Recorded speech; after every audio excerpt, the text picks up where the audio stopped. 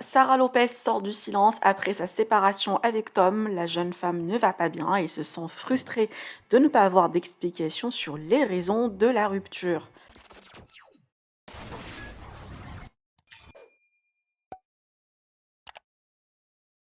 Sarah Lopez a été quittée en direct par Tom via l'émission Secret Story d'Espagne. Alors qu'ils étaient en couple depuis plusieurs mois, il lui avait fait plein de promesses, notamment mariage et fonder une famille. Le jeune candidat l'a trompé au bout de 24 heures suite à son intégration à l'émission. Tom s'est rapproché d'une autre candidate, appelée aussi Sarah, et hier, ils ont officialisé leur couple en s'embrassant. Absente des réseaux sociaux depuis 2 jours, Sarah a reçu plein de messages de soutien des internautes et aussi des candidats de télé-réalité. Elle sort du silence et s'exprime aujourd'hui et compte beaucoup sur ses amis à Dubaï comme Ahmed Taï. Je vous laisse avec sa story. Que pensez-vous? Partagez avec moi vos avis en commentaire. Et n'oubliez pas de liker la vidéo et de vous abonner à la chaîne. Je pense que ça, au fur et à mesure du temps, je parlerai. Mais déjà, je voulais vous remercier pour cet élan de solidarité que j'ai reçu. Je ne m'y attendais pas du tout et franchement, je vous avoue, merci. Même si, voilà, j'ai répondu, j'avais tellement de messages, mais je les ai pratiquement tous lus. Ça m'a fait du bien, là, pendant ces 2 jours, de tout couper, je vous avoue. En fait, ce que je vis en ce moment, c'est les montagnes. C'est-à-dire que dans mon corps, c'est un coup ça va, un coup ça va pas. Donc c'est normal, en même temps c'est tout frais. Si je prends la parole aujourd'hui, c'est que je pense que ça va me faire du bien en fait de revenir, de tout partager avec vous en fait, mes peines comme mes souffrances, les moments durs, les moments où j'irai un peu mieux, voilà. Je sais qu'il y a beaucoup de femmes qui ont vécu des histoires similaires à la mienne, et beaucoup d'hommes aussi, faut pas oublier. Et c'est pour ça que aujourd'hui, vu que moi c'est public, voilà, c'est pas quelque chose que je peux cacher malheureusement, tout est public, je vois une tonne de photos, je vois des vidéos. En fait, je vais être comme un exemple pour vous. Pour toutes les personnes qui ont souffert de ça, je veux vous montrer qu'on peut être fort, qu'on peut s'en sortir, la tête haute, que ceux qui ont vécu de l'humiliation, que ça soit en public ou en privé, qu'on peut sortir de là plus fort en fait. Voilà. Maintenant, c'est vrai que là, ce que je vis, c'est... Je suis dans l'incompréhension en fait. Et c'est une frustration en permanence. Parce que je comprends pas en fait comment on peut promettre monts et merveilles à une femme. Tout se passait bien, comme vous avez pu le voir, je partageais tout avec vous. Avoir des projets, donc d'emménager ensemble. Je devais partir en Espagne, pour tout vous dire. Avoir tant de projets comme ça, avoir des projets d'enfants, des projets de mariage, des projets... Et du jour au lendemain, en fait, sans comprendre, en fait, pour tout s'écrouler.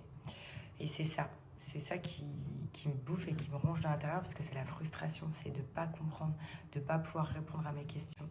Vous savez, il a rencontré ma mère 3 jours avant enfin une semaine, dans la semaine quoi, de rentrer dans Secret. Il savait que pour moi c'était quelque chose d'important, que j'ai attendu tout ce temps pour lui présenter, parce que je voulais être sûre. Et je lui ai présenté aussi d'autres personnes de ma famille. Et en fait, il voulait. Il m'a présenté aussi sa famille. Vous voyez ce que je veux dire. Donc c'est ça. C'est vraiment de l'incompréhension. Je me dis comment je peux être au milieu de la force. J'aurais même pas à trouver les mots. Comment je peux être humiliée comme ça. Et en fait,